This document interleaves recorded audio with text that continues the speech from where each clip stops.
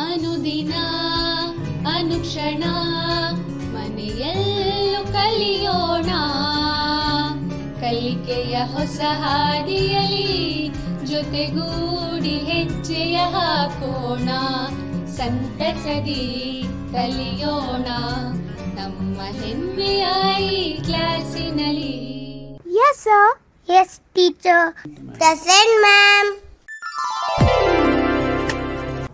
अस्सलामुअलैकुम नाज़रीन, अज़ीज़ तलबा व तालिबात, मैं मोहम्मद मोइनुद्दीन, माविन मुअल्लिम सरकारी उर्दू हाई स्कूल सिरवार ताल्लुक़ा मानवी ज़िला रायचूर। आज के इस सबक में मैं आपका दिली खैर मकदम करता हूँ। संवेदा ई क्लास उर्दू में आज हम सबक पढ़ेंगे गज़ल जो ख्वाजा मीर दर्द ने लिखी है। 9वीं जमात से ताल्लुक़ रखने वाला यह सबक गज़ल जिसको ख्वाजा मीर दर्द ने लिखा है, आइए आज उसी को हम पढ़ेंगे। सबसे पहले मैं गज़ल की मुख्तसर तारीफ़ पेश करना चाहूँगा। वैसे तो गज़ल की बहुत तवील तारीफ़ है, लेकिन मुख्तसरन ताकि आप लोगों को कम वक्त में और मुख्तसर अल्फाज में समझ में आ सके, तो यहाँ पर गज़ल की मुख्तसर तारीफ़ आपके सामने पेश की जाती है। तो यहाँ पर गज़ल उर्दू शायरी की मकबूल सिन्फ़ है। मकबूल से माने बहुत ज़्यादा मशहूर। तो पिछली क्लासों में भी आपने सुना या पढ़ा होगा, तो गज़ल उर्दू शायरी की बेहद मकबूल सिन्फ़ है। गज़ल वो मंजूम कलाम है जिसका हर शेर माने वो मफ़हूम के लिहाज से मुकम्मल होता है। तो यहाँ पर इस बात का ज़िक्र मैं और एक मरतबा कहना ज़रूरी समझता हूँ। गज़ल एक मंजूम यानी नज़्म की शक्ल में लिखी गई एक गज़ल होती है और माने व मफ़हूम के लिहाज से इसका हर शेर मुकम्मल होता है। यहाँ पर गज़ल में जिसके दोनों मिसरों में रदीफ़ और काफ़िया का इस्तेमाल लाजमी है, गज़ल में इस बात की हत्तल इम्कान कोशिश की जाती है कि रदीफ़ और काफ़िया की पाबंदी की जाए। तो इसी तरह यहाँ पर गज़ल में रदीफ़ और काफ़िया का इस्तेमाल बिल्कुल लाजमी करार दिया गया है। इसके अलावा कभी कभी दूसरे शेर के दोनों मिसरों में ये इल्तिज़ाम बरता जाता है। इस बात का भी यहाँ पर जिक्र हो रहा है। गज़ल के रदीफ़ और काफ़िया में कभी कभी दूसरे शेर के दोनों मिसरों में भी ये इल्तिज़ाम लाजमी करार दिया जाता है, जिसे हुस्न मतला कहा जाता है। गज़ल के तमाम अशार के मिसरे सानी में काफ़िया और रदीफ़ होते हैं। गज़ल के सबसे अच्छे शेर को बैतुल गज़ल कहते हैं। तो यहाँ पर इस बात का भी जिक्र हो रहा है कि भाई यहाँ पर गज़ल का जो सबसे अच्छा शेर होता है वो कहलाता है बैतुल गज़ल, और आखिरी में शेर जिसमें शायर अपना तखल्लुस इस्तेमाल करता है मख्ता कहलाता है।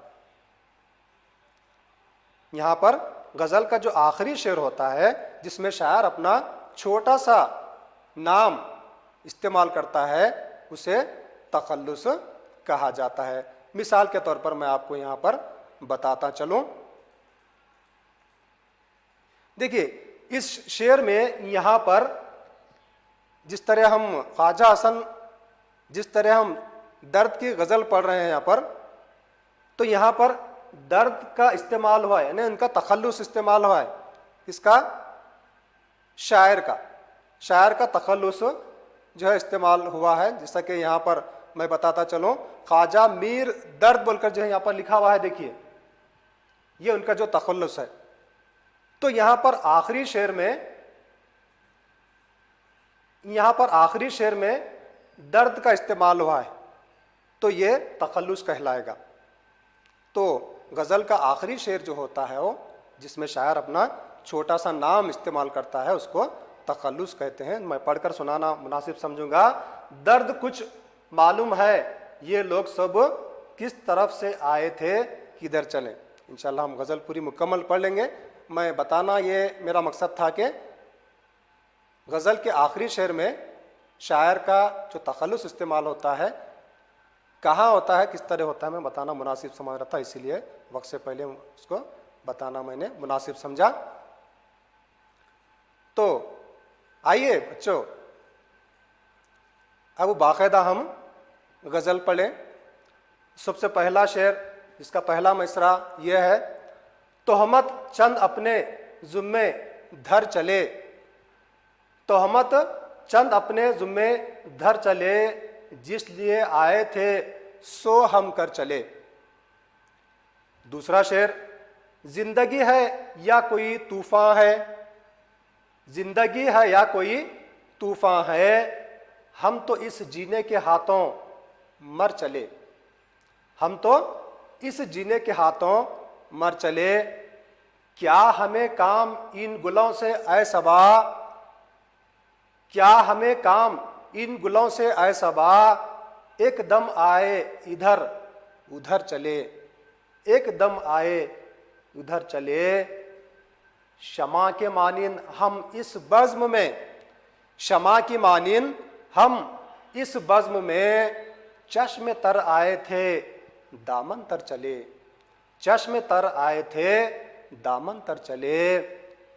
तीसरा शेर कुछ इस तरह है, ढूंढते हैं आपसे इसको परे, ढूंढते हैं आपसे इसको परे, शेख साहब छोड़ घर बाहर चले, शेख साहब छोड़ घर बाहर चले।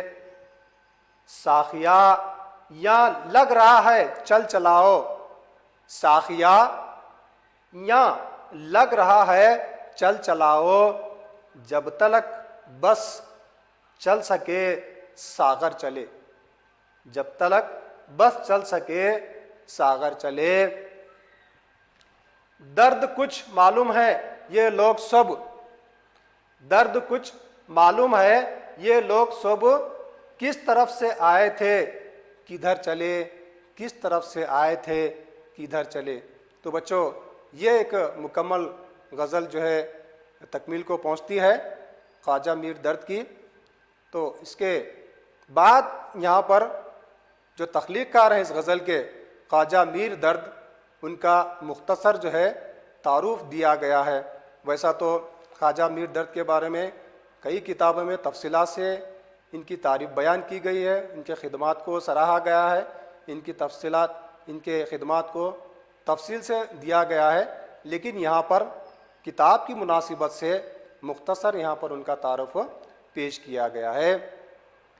यानी ख्वाजा मीर दर्द इनका तखल्लुस है, पैदाइश 1720 ईस्वी और वफ़ात 1785 ईस्वी, यानी इनकी पैदाइश 1720 को होती है और वफ़ात 1785 को होती है।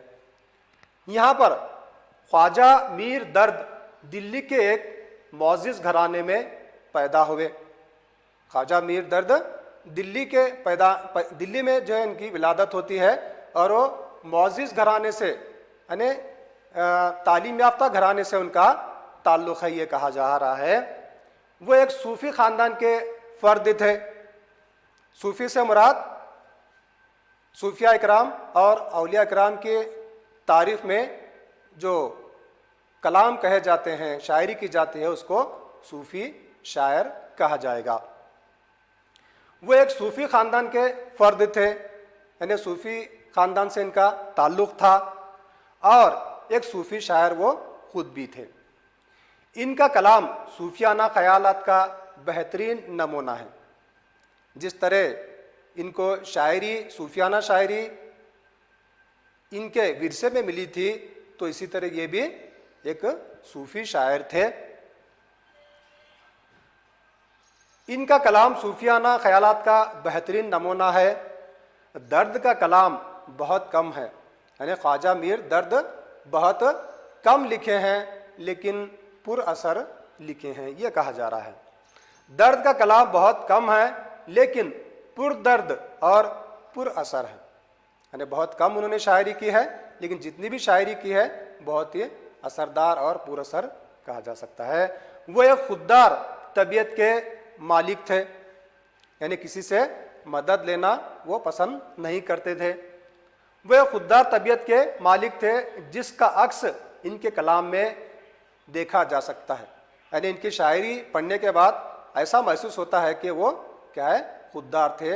वो अपने तौर पर जो है लिखते थे, किसी की मदद लेना पसंद नहीं करते थे। इन्होंने सब्र व कनाअत से जिंदगी गुजारी। इस बात का भी जिक्र किया जा रहा है, इनके जिंदगी में जितने भी उतार चढ़ाव आए तो इसको इन्होंने बहुत ही सब्र व तहम्मुल के साथ क्या है आगे बढ़ते गए। दर्द अहद ज़र्रीन के एक मशहूर शायर थे, मीर सौदा वगैरह इनके हम असर शोरा में शामिल होते हैं।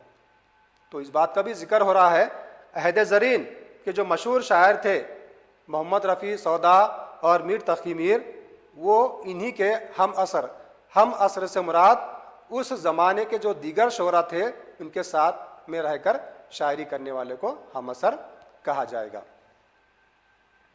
तो आइए बच्चों, हम इस सबक के अल्फाज मानों पर कुछ सरसरी जायज़ा लेंगे।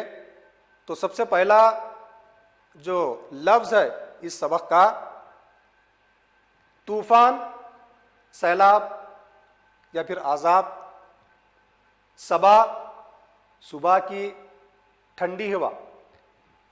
साखिया, शराब पिलाने वाला। शेख, मुल्ला या वाज। इसके बाद लफ्ज़ है सागर, जाम या फिर प्याला। बज़्म, महफिल। सो, वो। परे, दूर। दामन, गोद। गुलों, फूलों। उसके बाद आएगी बारी एक जुमले में सवाल के जवाब देने की इस सबक से मुतालिक। सबसे पहला जो सवाल है, शायर अपने ज़ुम्मे क्या धर चला। सवाल एक मरतबा फिर से मैं दोहराना चाहूँगा, शायर अपने ज़ुम्मे क्या धर चला। जवाब इस सवाल का कुछ इस तरह है, शायर दुनिया से अपने ज़ुम्मे तोहमतों का तोहफ़ा लेकर चला। दूसरा सवाल कुछ इस तरह है, शायर ज़िंदगी को किस से तशबिया दे रहा है। तशबिया यानी एक चीज़ को किसी दूसरी चीज़ से मुनासिब करार देना, इसको तशबिया कहेंगे। तो यहाँ पर शायर ज़िंदगी को किस से तशबिया दे रहा है। जवाब, शायर ज़िंदगी को तूफ़ान से तशबिया दे रहा है।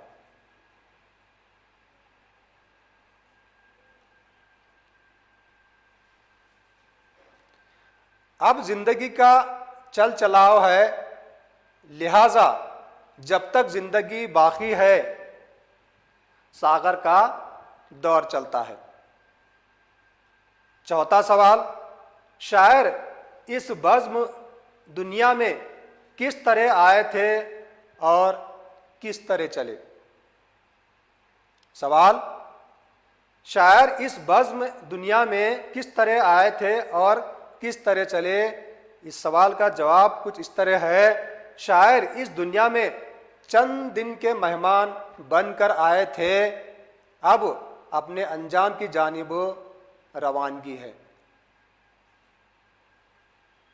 तो आइए बच्चों, इस गज़ल के कुछ अशार के जो तशरीह है उस पर हम सरसरी जायज़ा लेंगे, जिसमें सबसे जो पहला शेर है, तोहमत चंद अपने ज़ुम्मे धर चले। तोहमत चंद अपने ज़ुम्मे धर चले, जिस लिए आए थे सो हम कर चले। तो इस शेर की तशरीह कुछ इस तरह है, शायर का ख्याल है कि दुनिया में ख्वाह न ख्वाही मुसीबतें झेलनी पड़ती है। इंसान चाहे कितना ही कोशिश करे लेकिन जमाना चैन से रहने नहीं देता। कुछ ना कुछ बदनामी आपके गले पड़ती है। इस शेर की तशरीह कुछ इस तरह है, शायर ये कहना चाहता है इस शेर में कि दुनिया में खानखाही मुसीबतें झेलनी पड़ती है, गैर जरूरी मुसीबतें झेलनी पड़ती है। इंसान चाहे कितना ही कोशिश करे लेकिन ज़माना चैन से रहने नहीं देता। कुछ ना कुछ बदनामी आपके गले पड़ती है। ऐसा महसूस होता है कि ये बदनामियाँ और तहमतें किस्मत ने लिखी थीं और वो साथ ही गई। यानी शायर के ख्याल में ऐसा महसूस हो रहा है कि ये बदनामियाँ क्या है, इसके मुकद्दर में थी जो आखिर तक वो साथ ही रही, ये कहना चाह रहे हैं। दूसरा शेर कुछ इस तरह है, शमा की मानिंद हम इस बज़्म में चश्मे तर आए थे दामन तर चले। क्या कर रहे हैं शायर, शमा की मानिंद इस बज़्म में चश्मे तर आए थे दामन तर चले। इस शेर की तशरीह कुछ इस तरह है, शायर कहता है कि दुनिया में रोते हुए आए और गुनाहों का बोझ लिए इस दुनिया से गुजर गए। यानी शायर ये कहना चाहते हैं दुनिया में जब आए थे हम रोते हुए आए थे, अब लेकिन यहाँ से जब रुखसत कर रहे हैं तो वो दुनिया के क्या है, गुनाहों का बोझ लेकर हम यहाँ से वो रुखसत हो रहे हैं। जिस तरह शमा आहिस्ता आहिस्ता घुलती है इसी तरह जिंदगी भी आहिस्ता आहिस्ता खत्म हो जाती है। शायर का मानना है कि जिंदगी जिस तरह से आहिस्ता आहिस्ता कम होते जाती है उसी तरह आहिस्ता आहिस्ता वो खत्म भी होती जाती है। शायर मजीद ये कहता है, नेक लोगों की रिवायत निभाते हुए आपको बतौर इनकिसार तर दामन गुनहगार कहते हैं।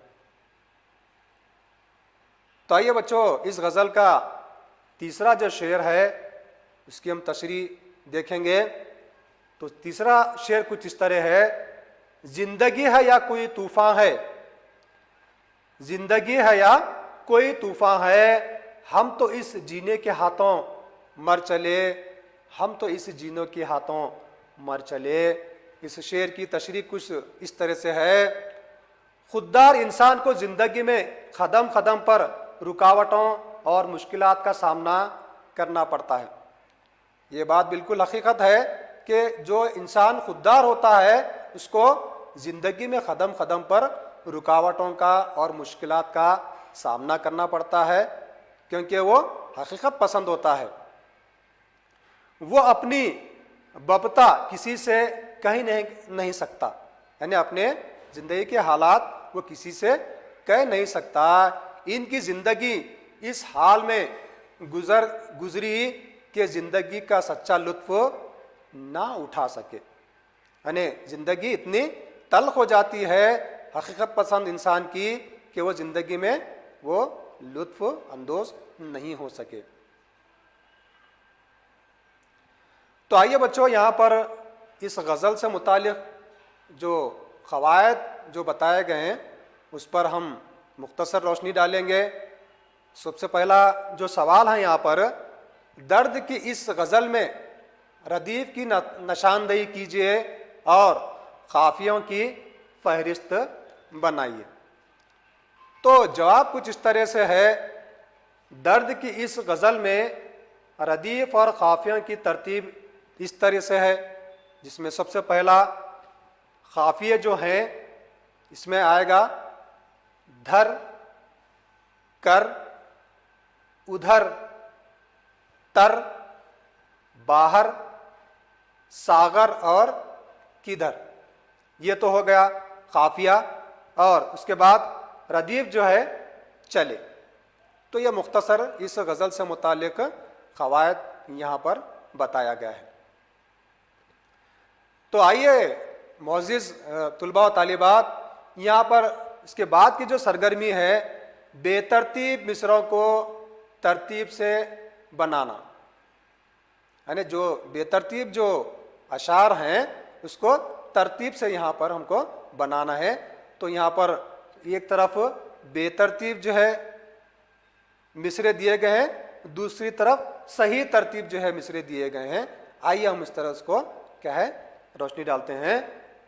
बेतरतीब देखिए, दामन तर आए थे चश्मे तर चले। यहां पर बेतरतीब जो मिसरा है, दामन तर आए थे चश्मे तर चले। सही तरतीब है चश्मे तर आए थे दामन तर चले। फिर एक मर्तबा सुन लीजिए, सही तरतीब चश्मे तर आए थे दामन तर चले। दूसरा मिसरा है जो बेतरतीब है, शेख साहब छोड़ बाहर घर चले। एक मर्तबा फिर से सुन लीजिए, बेतरतीब, ताकि हमको सही तरतीब से बनाने में आसानी हो सके। शेख साहब छोड़ बाहर घर चले। यहाँ सही तरतीब देखिए, शेख साहब छोड़ घर बाहर चले।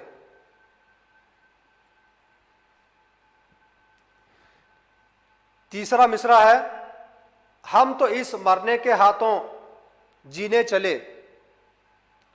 हम तो इस मरने के हाथों जीने चले, जो बेतरतीब है। अब तरतीब से देखिए, हम तो इस जीने के हाथों मर चले। बेतरतीब, ऐ सबा इन गुलों से हमें क्या काम, जो बेतरतीब है। फिर एक मर्तबा सुन लीजिए, बेतरतीब मिसरा, ऐ सबा इन गुलों से हमें क्या काम। सही तरतीब, क्या हमें काम इन गुलों से, ऐ सबा क्या हमें काम इन गुलों से, ऐ सबा।